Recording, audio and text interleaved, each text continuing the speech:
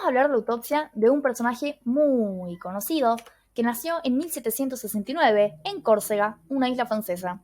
Se inscribió en el ejército y comenzó a subir de rango hasta que en 1804 se convirtió en el emperador de Francia. Durante varios años fue conquistando distintos territorios en Europa hasta que, en 1814, fue derrotado y exiliado. Luego de escapar, intentó recuperar su título, su honor, su gloria en una última batalla, Waterloo, y en 1815 nuevamente fue derrotado y exiliado. A partir de ahí, su salud comenzó a deteriorarse y 6 años después fallece en 1821. Estamos hablando de Napoleón Bonaparte. Vamos a estudiar su autopsia porque desde el momento de su muerte se provocaron grandes debates en torno a las causas que acontecían. La muerte de Napoleón no fue un proceso rápido, sino que comienza en su exilio, cuando él relató que sentía dolores abdominales. Además, tenía náuseas, vómitos, y cuando no estaba estreñido, tenía grandes episodios de diarrea que llegaban a deshidratarlo. Por lo tanto, él estaba bajando mucho de peso, y él lo sentía. Porque no es que solamente bajaba de peso, también tenía grandes malestares generales, dolores musculares, perdía fuerza, no podía caminar lo mismo que antes, no podía levantar mucho peso. Se quejaba de dolores de cabeza, de que tenía mucho malestar con la luz brillante o con los sonidos fuertes. Incluso sus colegas relataban que se volvía cada vez más irritable y que incluso las decisiones que él tomaba no eran propias de él, sino que era como si estuviesen hablando con otra persona. Se había vuelto muy confundido en su toma de decisiones. Brevemente se le ocurrió que podría estar siendo envenenado. Por lo tanto, cuando estaba en su lecho de muerte en abril de 1821 y dictaba su última voluntad y testamento, Napoleón dijo: «Mi muerte es prematura. Me han asesinado el oligopolio inglés y su asesino a sueldo». Al día siguiente de su muerte, fueron unánimes los médicos en la conclusión. Napoleón había muerto de envenenamiento. Y fue una de las primeras causas que se pudo investigar. El envenenamiento con arsénico. Uno de los principales motivos para sospechar de esta causa es que su cabello tenía más de 40 veces las concentraciones normales de arsénico. Y era sabido que ciertos hombres poderosos, franceses, ingleses o incluso una combinación de ambos, temían que el antiguo emperador vuelva a escapar del exilio y recupere Francia. Entonces, parte de esta teoría conspiradora sugiere que fue envenenado lentamente con arsénico, probablemente mezclado con el vino o con los alimentos que él consumía. Parte de esta teoría también se basa en que de los 31 síntomas que hay de intoxicación por arsénico para esa época, Napoleón había presentado 28. Por lo tanto, pidieron que se realice una serie de exámenes para determinar si es que había sido asesinado y por quién. Entre estos síntomas podíamos relacionar la sed intensa que él refería, dolor abdominal, las diarreas, la cefalea, el cansancio, la grave irritabilidad, la oliguria, la bronquitis y la inflamación hepática. Con el tiempo surgió otra hipótesis que tomó aún más peso, que era el probable cáncer gástrico. Y aquí, la principal causa de sospecha es que su padre había fallecido de cáncer gástrico y también era sabido que su hermana, ya fallecida, había sufrido padecimientos gástricos. Entre los síntomas que habían podido relacionar estaban el dolor abdominal, las náuseas, los sudores nocturnos, la fiebre, el estreñimiento, la diarrea, la pérdida de peso, la debilidad y el mal estado general. La autopsia fue realizada por el doctor Francisco Antomarchi, quien luego escribió un libro en referencia a la autopsia realizada por él y otros 4 médicos que estaban acompañando. En este informe, él describe todo el proceso y acá tenemos unos cuantos extractos que nos permiten analizar la situación. Lo primero que él escribe es: el emperador había enflaquecido tan considerablemente que no abultaba la 1/4 parte que antes. La cara y el cuerpo estaban pálidos, pero sin aspecto cadavérico. En los seres humanos, la apariencia física, generalmente cuando hablamos de la desnutrición del cuerpo, se nota mucho en las caras, se nota en la parte muscular que disminuye, en la ausencia de tejido graso, la piel se vuelve delgada, seca, la forma de los ojos se ve hundida, el cuero cabelludo empieza a perderse. Y todo esto se lo refiere en la autopsia. Hay enfermedades que están asociadas con esta desnutrición, como por ejemplo la malaria, el cólera, la tuberculosis o las infecciones con parásitos como causas infecciosas. Pero también hay otras causas muy importantes, como el cáncer, la anorexia y la intoxicación. Teniendo esto en cuenta y recurriendo a la historia, Sabemos que Napoleón estuvo en zonas donde la incidencia de malaria era muy alta, al igual que con el cólera, y que las condiciones higiénicas eran bastante deficientes en algunos lugares. No se puede descartar que haya padecido estas enfermedades, pero sin embargo no se refiere ningún síntoma que haya estado relacionado con ellas. La anorexia probablemente no sea una opción, ya que era sabido en su personalidad que tendía a la sobrealimentación, de hecho. La intoxicación es una fuerte probabilidad, así como también el cáncer. Además, se encontró que el saco que forma la pleura costal del lado izquierdo contenía cerca de un vaso de agua de color cetrino. El color cetrino es como amarillo tirando a verdoso. Y eso nos lleva a preguntarnos, este derrame del que relatan es un derrame pleural, ¿a qué puede haberse debido? Puede ser quizás a una irritación metastásica, a una afección tuberculosa. Y siguen relatando. Le disequé con cuidado y hallé el lóbulo superior salpicado de tubérculos y de algunos cavernomas tuberculosos. Esto quizás ya nos dé a inferir que es probable que haya tenido tuberculosis.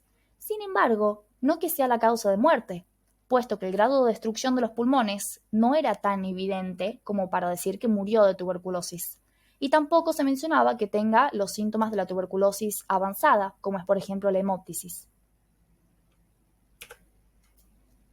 El vaso y el hígado, endurecidos, estaban muy voluminosos y cargados de sangre. El hígado, que tenía hepatitis crónica, se hallaba grueso, endurecido y adherido al diafragma. Todo esto está relatado en el informe de la autopsia de Napoleón. Aquí tenemos que tener en cuenta que hay una descripción de la hepatitis que tenía Napoleón y que una hepatitis crónica tiende a una inflamación crónica con un proceso de reparación que puede llevar a la fibrosis y, por qué no, a la cirrosis. Entonces es muy probable que esto haya generado el endurecimiento y la adhesión al diafragma a la que refieren. A su vez, este proceso de endurecimiento y cicatrización que puede sufrir el hígado puede haberse visto dado también por el consumo de vino, que era muy frecuente en esa época, así que la enfermedad hepática alcohólica era muy común. De cualquier manera, lo que tenemos que destacar es qué es lo que podríamos encontrar en esta enfermedad hepática. Y es probable que aquí podamos fundamentar la coloración amarillenta de la piel y mucosas, que haya habido algún otro cambio en la piel, en su trofismo, la retención de sal y agua, que produce distintos edemas y que le produjo, en el caso de Napoleón, una grave ascitis, que se lo veía muy hinchado.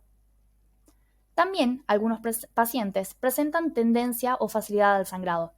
Como falla el hígado, es frecuente que haya sangrados en las encías, por la nariz, que haya incluso hemorragias internas graves, sobre todo en el aparato digestivo. Una de las causas más frecuentes es la rotura de una varice en el esófago o en el estómago o la ulceración que tiende al sangrado más abundante. También se identifican o se asocian los cambios en la conducta, a nivel de la conciencia, los cambios en la función sexual, la desnutrición, la irritabilidad y sobre todo, que nos llamaba la atención, la pérdida de masa y la fuerza muscular que él mismo relataba.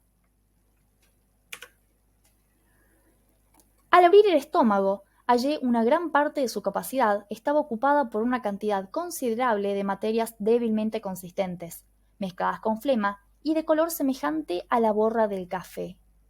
Aquí se está describiendo en la parte del estómago que había un contenido oscuro, que muy probablemente se haya debido a sangre ya antigua, depositada, coagulada. En lo que avanza, se describe que casi todo el resto de la superficie interna está ocupado por una úlcera cancerosa, de bordes irregulares y picoteados. Acá está bastante resumido, pero en realidad es toda una extensa descripción que se hace de esta úlcera y de cómo va su forma en la parte de la curvatura mayor y cómo se va extendiendo en su diámetro hacia lo interior de la capa mucosa. Los cánceres de estómago tienden a desarrollarse lentamente en periodos de varios años. Antes de que forme un verdadero cáncer, de hecho, vamos a encontrar cambios precancerosos en el revestimiento de la mucosa del estómago. Y estos cambios no suelen presentar síntomas. Pero el cáncer en sí, sí, porque no solo tenía esta úlcera cancerosa, sino que además tenía un proceso hemorrágico dentro del estómago. Además, se encontró una superficie ulcerosa parduzca y lisa que formaba una especie de canal, que hubiera establecido una comunicación entre el estómago y el abdomen si no se hubiese opuesto la adherencia del hígado.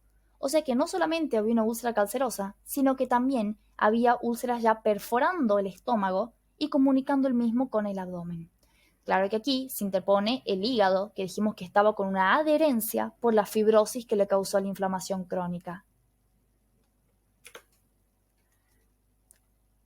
Cuando se preguntan cuál podría haber sido la causa del cáncer de Napoleón Bonaparte, lo primero que se identifica es la predisposición genética, ya que su padre tuvo cáncer de estómago y era muy probable que su hermana también. O sea que es una causa que no se podía ignorar.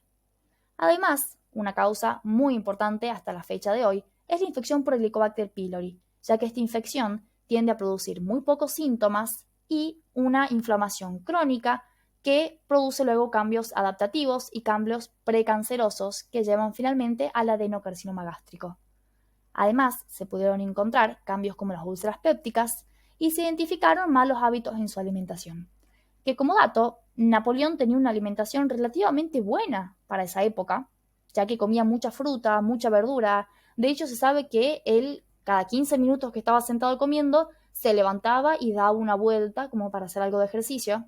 Y además, cuando tomaba vino, que era frecuente, tomaba un vaso de agua también. Sin embargo, la suma de estos factores de riesgo pueden haber llevado a este desencadenamiento del cáncer gástrico. Y esto nos hace preguntarnos finalmente de qué murió Napoleón Bonaparte. Tenemos varios datos curiosos que fueron aportando los distintos historiadores, tenemos muchos datos clínicos y tenemos la importantísima autopsia que se realizó. Entonces se encontró en resumen un derrame pleural, la hepatomegalia, la esplenomegalia, cálculos en la vejiga, cavidades y nódulos pulmonares que dijimos que probablemente hayan estado relacionados con la tuberculosis, una tumoración en el estómago y una úlcera que lo perforaba, líquido purulento en la cavidad abdominal, que a su vez dijimos que muy probablemente haya sido causado por la ascitis en base a la cirrosis, y todo esto llevó finalmente a la muerte del paciente. Si tuviésemos que plantearnos, nosotros ya definimos en algún momento, lo que son las causas de muerte directa, indirecta, básica y contribuyente, siendo la muerte directa la que produce de por sí la muerte directamente del paciente. La indirecta es su antecedente, es decir, la causa que produce la causa directa. Y la causa básica es la que inicia la cadena de acontecimientos, como si fuese la primera ficha del dominó que empuja al resto. Las causas contribuyentes son otros estados significativos que también influyen en el estado del paciente. Y ahora queda para que pensemos, para que piensen ustedes, cuál podría haber sido la causa directa, la causa indirecta, la causa básica que lo originó todo y qué causas contribuyeron al estado patológico del paciente. Muchas gracias. Cualquier duda la pueden dejar en los comentarios.